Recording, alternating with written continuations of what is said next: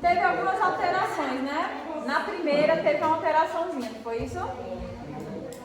Reações químicas são fenômenos em que necessariamente ocorrem mudanças. Vamos lá. Reação química, minha gente, reação química é sempre que ocorre uma mudança dentro da matéria. Existem as transformações físicas, como o professor já explicou, que são aquelas que acontecem, muda a forma lá da matéria, do elemento, mas não muda a sua composição, que é a água congelada, que é o amassar uma folha de papel, muda a forma, a apresentação, mas o papel amassado não deixa de ser papel, e a água congelada não deixa de ser água, certo? Já uma reação química muda completamente a estrutura da matéria. Quando eu junto dois elementos, que eles têm uma reação entre si, vai mudar completamente os dois elementos que foram misturados inicialmente, certo? Então, reações químicas são fenômenos que necessariamente ocorrem em mudanças de estado físico? Não. Estado físico é mudança física, nada a ver.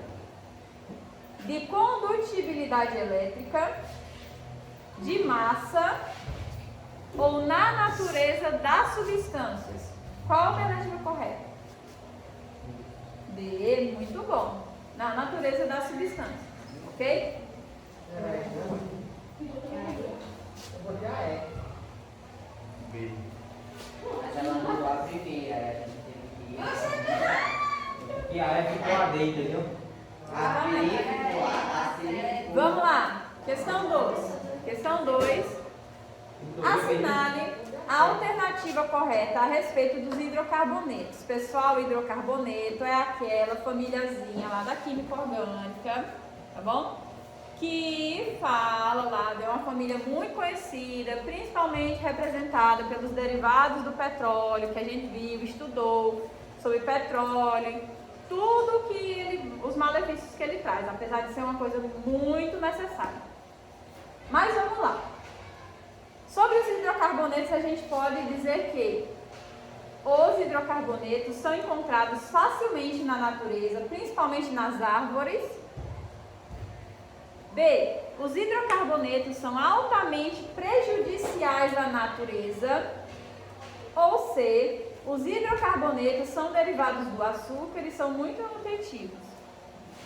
Vamos lá. Se os hidrocarbonetos têm os seus maiores representantes lá pelos derivados do petróleo, petróleo é uma coisa benéfica para o meio ambiente? Não, de forma nenhuma. É benéfica para a economia. Agora, do ponto de vista ambiental, é uma verdadeira praga. Tanto é que tem muita gente aí, muitos cientistas estudando uma forma de não usar. Mas até hoje é um mal necessário, né? Então, os hidrocarbonetos são altamente prejudiciais à natureza. Ok? Questão 3. A queima de uma vela revela uma reação exotérmica, sublimação de sólido para gás, evaporação ou endotérmica. Vamos lá, pessoal. Reação endotérmica e reação exotérmica. O que é isso, prof? Toda reação química, ok? Ela pode ocasionar algumas mudanças perceptíveis. Tipo, se eu misturar certa substância, ela pode liberar gás, ela pode efervescer, ela pode mudar a cor, ela pode criar alguma coisa lá dentro, como uma turbação ou um precipitado.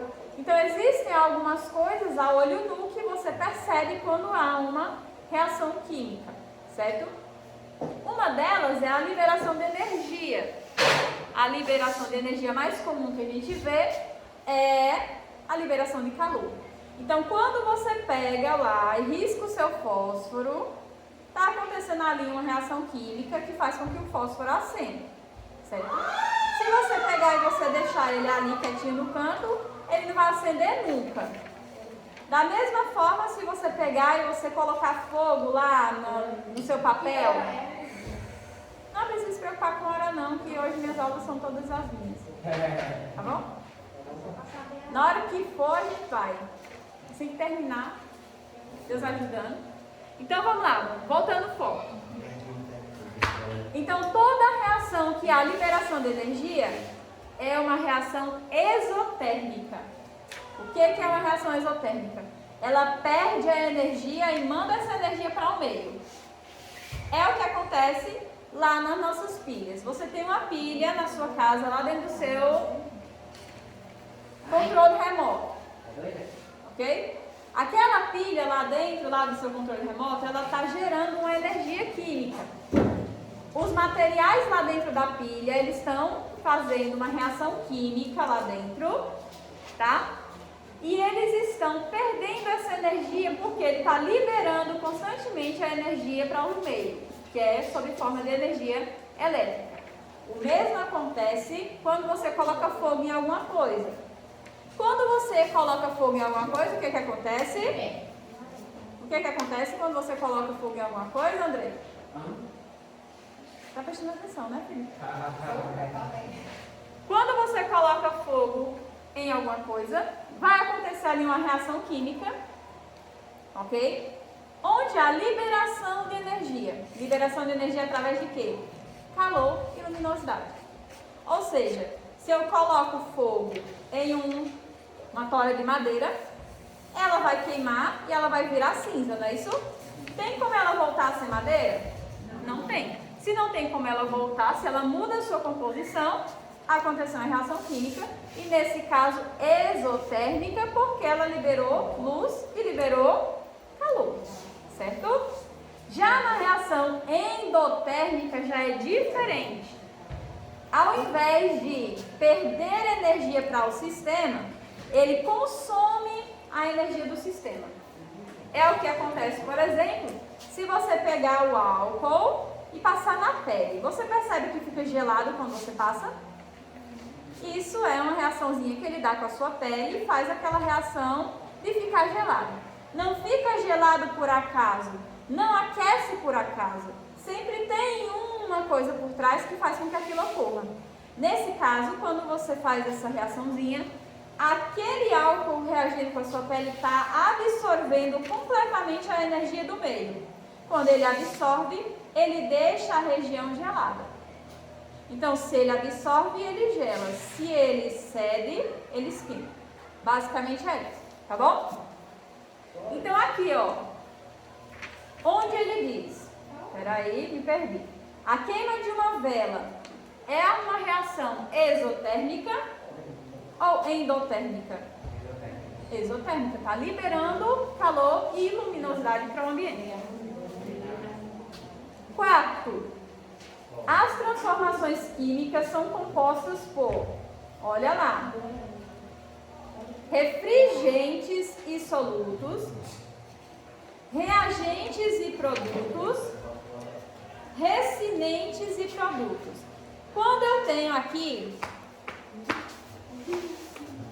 vamos dizer que eu coloco aqui água e glicose, água e açúcar, ok? Se eu misturar água com açúcar, vai virar o quê? Vamos lá, gente. Se eu misturar água com açúcar, vai virar o quê? Se eu misturar água com açúcar, vira o quê? Uma garrafa. Eu pensei que ninguém ia chegar nessa conclusão. Vira uma garrafa. Então, você percebe que é água e açúcar. Quando você bebe, é água com açúcar. Agora, quando você pega essa garrafa e você coloca ela dentro de uma panela, o que vai acontecer? Se você começar a mexer lá no fogo, o que acontece com essa garrafa? Ela vai virar o quê?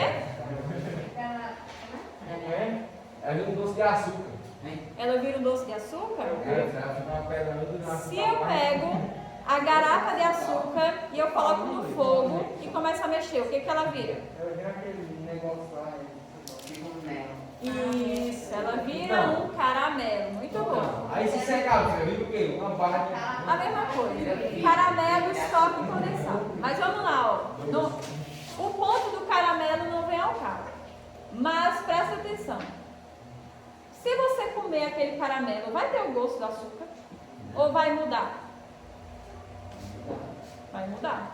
Então você percebe que a primeira coisa que acontece com o caramelo, quando você coloca ele no fogo, é ele mudar de cor, não é isso? Se mudou de cor, é uma reação o quê? Química, né? Aconteceu alguma coisa ali, naquele percurso, que gerou uma reação química do açúcar com a água e já não deu bom. Outra coisa, o gosto muda completamente. Se você beber água com açúcar, é um gosto. Se você comer o caramelo, é um gosto completamente diferente. Então, deu para perceber que ali teve uma reação química. Voltando para cá agora. Voltando para cá. Quando você mistura água com açúcar, se você não colocar nada, não deixar ele lá bonitinho, vai ser água misturada com açúcar. Acabou. Agora, se você colocar no fogo, esse fogo aqui vai fazer acontecer uma reação química. E aí, no final de tudo isso, você vai ter o quê? A formação do caramelo. Então, nesse primeiro momento, você tem aqui a receita do bolo. E no final, você tem o bolo pronto. O bolo pronto vai se chamar um produto. Que foi aquilo que foi produzido. E aquilo que reagiu no início são os reagentes. Então, quando eu tenho a mistura de algo, de uma transformação química, o que eu tinha no início reagiu. Então, serão os reagentes. Aquilo que eu tenho no final, que foi o produzido, vão ser chamados de produto. Escrevi certinho. Produto. Próximo. Os elementos químicos buscam a estabilização. Qual é o objetivo? Alguém acertou esse daqui? Valeu, meu pai. Professor, essa questão aí, é a... Aí, eu não entendi agora. Vamos lá. É a B, né, professor? Isso. É inteligente demais, professor. Os elementos químicos buscam a estabilização. Qual é o objetivo? Vamos lá. Todos os elementos lá da tabela periódica.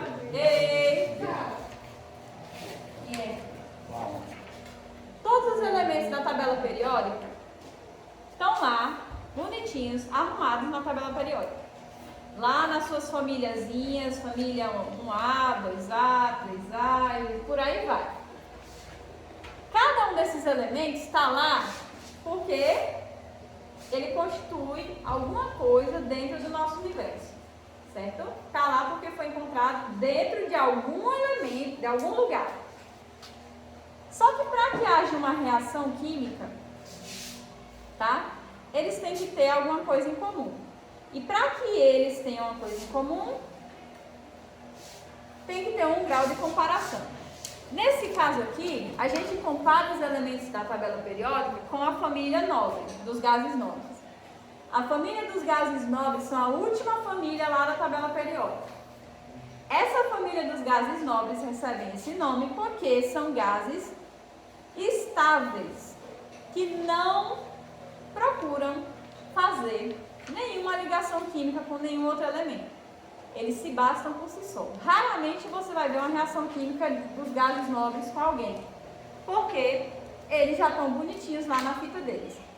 Então, todos os outros elementos da tabela periódica querem ser aqueles lá que já estão bonitos lá na fita. Para que os elementos eles tenham essa estabilidade, eles fazem reação química uns com os outros. E o objetivo dessa reação química, ou seja, de se juntar uns com os outros, é alcançar 8 elétrons na sua última camada de valência. Ok? Atingiu 8, está estável. Então ele vai ficar assim, ligadinho, bonitinho, maravilhoso, se achando. Ok? Não atingiu, não tem 8, então ele vai procurar se ligar com alguém que consiga dar elétrons para ele, ou ele vai dar os elétrons dele para alguém, a fim de conseguir os outros. Ok?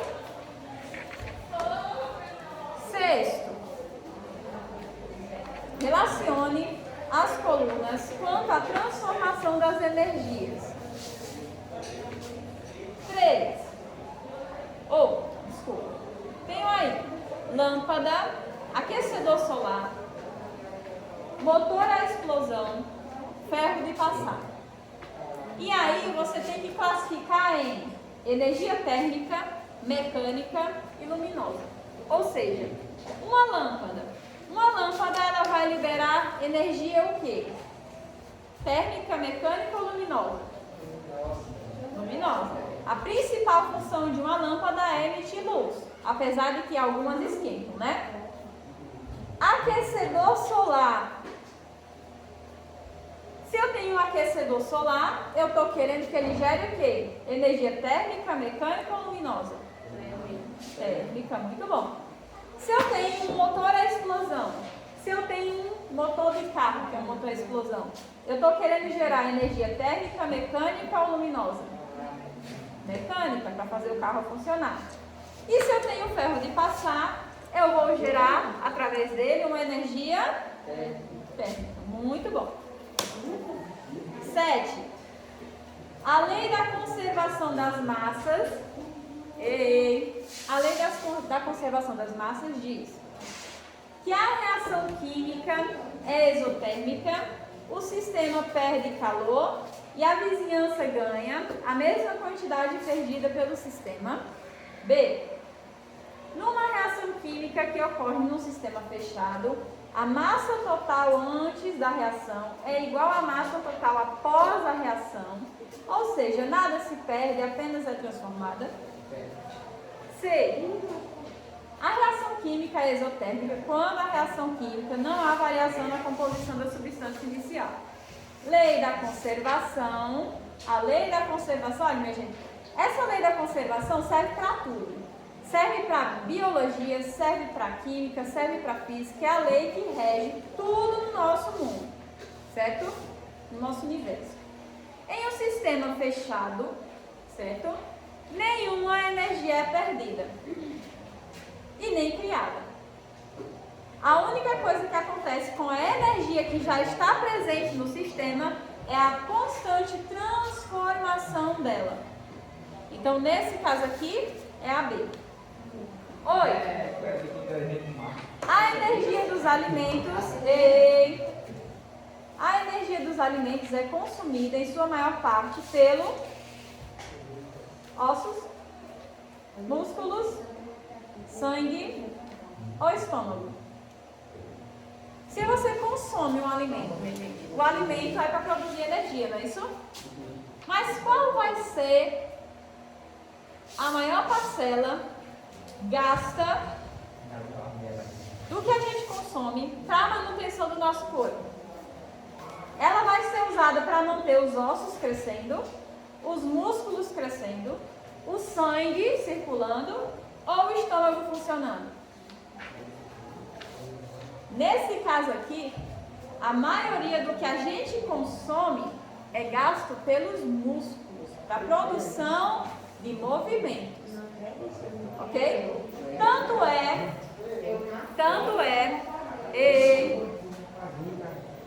que quando você quer emagrecer, certo? A primeira coisa que o profissional diz para você é dizer assim: vá para uma academia ganhar massa magra. Por quê? Quanto maior for sua massa magra, maior vai ser sua queima calórica, porque você precisa produzir muita energia para manter tudo aquilo funcionando. E aí você perde peso mais rápido. E é mais fácil manter o peso também. Certo? Próximo. É um exemplo de hidrocarboneto.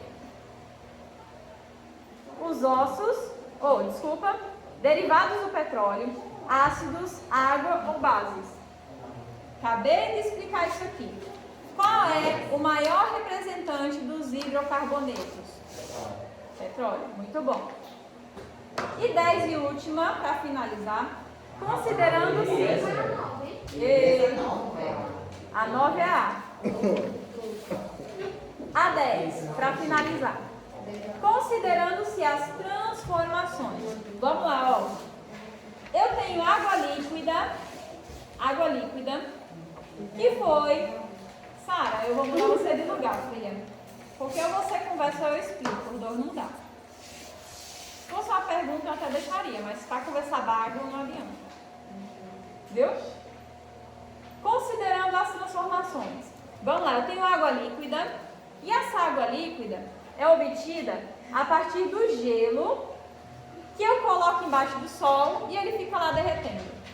Se isso aqui é uma coisa que acontece lá no nosso dia a dia, eu posso dizer que eu tenho uma transformação química ou física? Vamos lá. Química ou física? Física.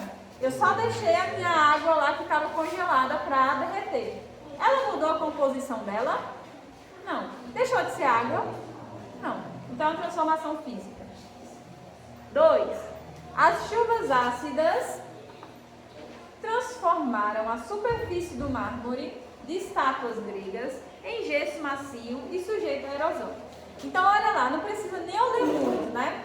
Se antes eu tinha mármore, choveu, e aquele mármore que era duro se transformou em gesso, o que foi que aconteceu ali? Uma transformação física ou química?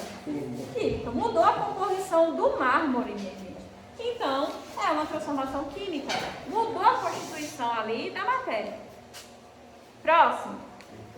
Uma porção de ferro interage com o oxigênio em presença da umidade, transformando-se em ferrugem. Vamos lá. Estou com ferro. O ferro começou a enferrujar. Ele pode ser acabado de ferrugem? Pode.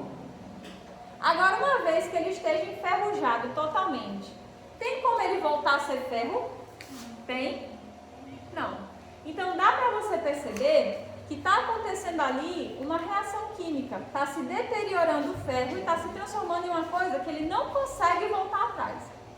Sem falar que o ferro é cinza, né? E quando ele enferruja, fica que cor? Laranja. Se mudou a cor, eu tenho indício de reação química. Então, eu tenho aí, na primeira eu tenho uma reação física, na segunda uma reação química e na terceira uma reação química. Muito difícil? Bem facinho, né? Não,